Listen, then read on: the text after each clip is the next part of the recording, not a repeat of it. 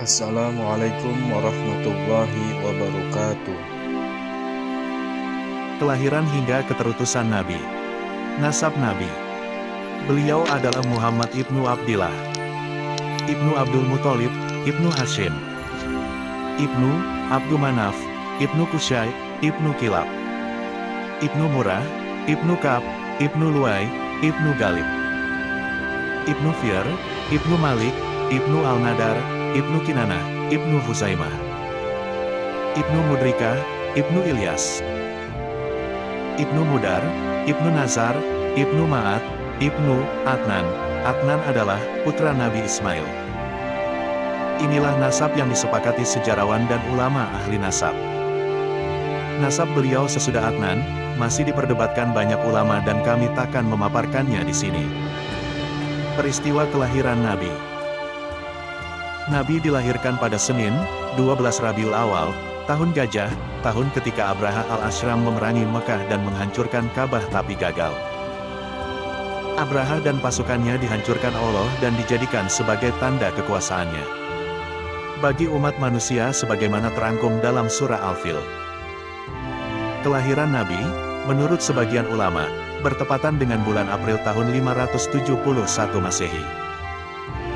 Beliau dilahirkan yatim, di rumah Abu Thalib, dari Bani Hashim. Ayah beliau, Abdullah, meninggal dunia saat beliau baru berumur 2 bulan dalam kandungan sang ibu, yaitu Aminah binti Wahab. Beliau kemudian dirawat kakeknya, yaitu Abdul Muthalib, dan disusui seorang perempuan dari Bani Sa'ad, Ibnu Bakar, bernama Halimah binti Abi Zu'ab Abdillah, Ibnu Al-Harits. Peristiwa pembelahan dada. Peristiwa ini terjadi sewaktu beliau berada di perkampungan Bani Sa'ad. Setelah peristiwa ini, Halimah mengkhawatirkan keadaannya dan mengembalikannya ke tangan Aminah, sang ibu. Saat itu, beliau berumur 15 tahun. Peristiwa wafatnya Aminah dan pengasuhan Abdul Muthalib. Nabi diasuh ibunya selama setahun penuh sampai sang ibu wafat di tengah perjalanan pulang dari berziarah ke makam suaminya, yaitu Abdullah, di Yasrib. Sang ibu wafat di Abwa, yaitu daerah antara Mekah dan Hudaybiyah. Dalam perjalanan ini, sang ibu ditemani putranya, Muhammad, dan pembantunya, Ummu Aiman, serta Abdul Muthalib, kakek Nabi yang lantas mengambil alih tugas pengasuhan beliau. Peristiwa wafatnya Abdul Muthalib dan pengasuhan Abu Thalib. Muhammad diasuh kakeknya sekitar 2 tahun sampai berumur 18 tahun. Sang kakek pernah berjanji bahwa pengasuhan cucunya, Muhammad, sesudah dirinya, akan diserahkan kepada paman Nabi, yaitu Abu Thalib.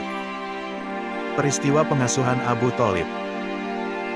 Selama kira-kira 42 tahun, Abu Thalib mengasuh dan melindungi Nabi dengan sangat baik, bahkan lebih mengutamakan Nabi dibanding anak-anak kandungnya sendiri.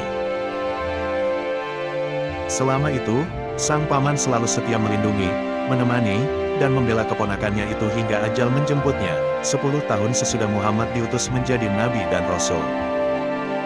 Peristiwa-peristiwa penting hingga masa pengutusan. Pertama, aktivitas Nabi sebagai penggembala ternak, yakni sewaktu remaja untuk membantu sang paman, Abu Thalib. Kedua, pertemuan pendeta Buhairah dengan Nabi sewaktu masih kecil. Saat berusia 12 tahun, Nabi diajak Abu Thalib pergi ke Syam untuk berdagang.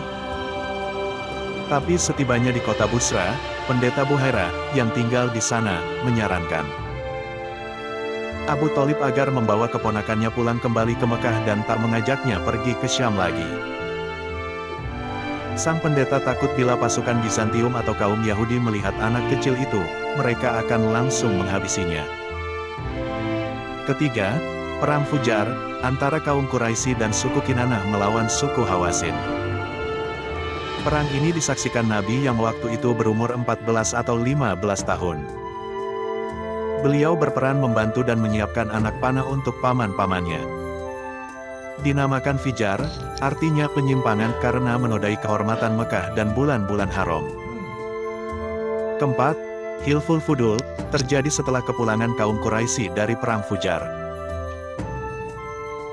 Bani Hashim, Zuhroh, dan Tamim ibnu Murrah berkumpul di rumah Abdullah ibnu Jad'an, lalu saling bersumpah untuk bahu-membahu menolong orang tertindas sampai haknya dikembalikan dan melawan setiap bentuk kezaliman. Kaum Quraisy menyebutnya dengan Hilful Fudul. Mereka berkata, mereka telah masuk ke kamar kemuliaan. Nabi juga turut serta dalam perjanjian yang dianggap sebagai salah satu kemuliaan Arab sebelum Islam ini. Beliau bahkan berkata, aku menyaksikan di rumah Abdullah ibnu Jad'an, satu perjanjian yang lebih aku sukai ketimbang kekayaan binatang ternak. Seandainya pada masa Islam aku diajak kembali, aku pasti akan menyambutnya. Peristiwa perdagangan Nabi, dengan modal milik Khadijah. Seperti disinggung di awal, Nabi terjun ke dunia dagang saat remaja. Menurut sebuah riwayat, beliau berdagang bersama Sa'id ibnu Abi Sa'id, Al-Mahzuni. Lalu, ketika berusia 25 tahun, beliau pergi berdagang ke Syam dengan modal milik Khadijah binti Huwailid, perempuan terhormat dan kaya dari suku Quraisy, dan ditemani budak Khadijah bernama Maisarah. Sepulang Nabi berdagang, Khadijah melihat sifat amanah dan keberkahan pada diri beliau, sesuatu yang belum pernah ia lihat atau ia dengar. Khadijah lalu meminta bantuan temannya, yaitu Nafisah binti Muniyah, agar menyampaikan keinginannya menikahi Nabi. Beliau pun setuju. Akhirnya, keduanya menikah.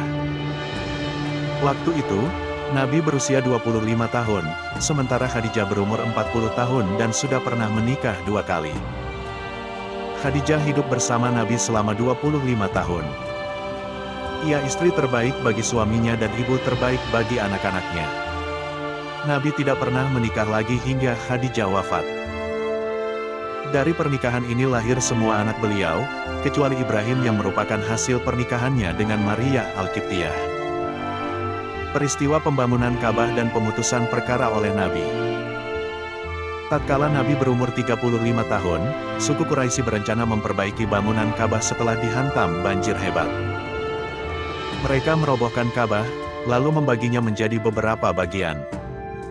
Tiap-tiap suku di sana diberi satu bagian untuk dibangun kembali. Saat tiba waktu peletakan Hajar Aswad, mereka berselisih tentang siapa yang paling berhak meletakkannya kembali di tempat semula. Mereka hampir saja saling bunuh jika Abu Umayyah Al-Mughirah tak menawarkan satu usulan. Orang yang paling berhak meletakkannya adalah, yaitu orang yang paling awal masuk ke masjid. Atas kehendak Allah, keesokan harinya, ternyata orang tersebut adalah Nabi. Mereka pun setuju seraya berkata, kami ridho, bila Al-Amin yang melakukannya. Nabi kemudian membentangkan sorbannya dan meletakkan Hajar Aswad di atasnya, lalu mengajak setiap pemimpin suku untuk turut serta memegang setiap sudut sorban dan mengangkatnya bersama-sama. Setelah mereka sampai di tempat Hajar Aswad, Nabi memegangnya sendiri dan meletakkannya. Bersambung. Wassalamualaikum warahmatullahi wabarakatuh.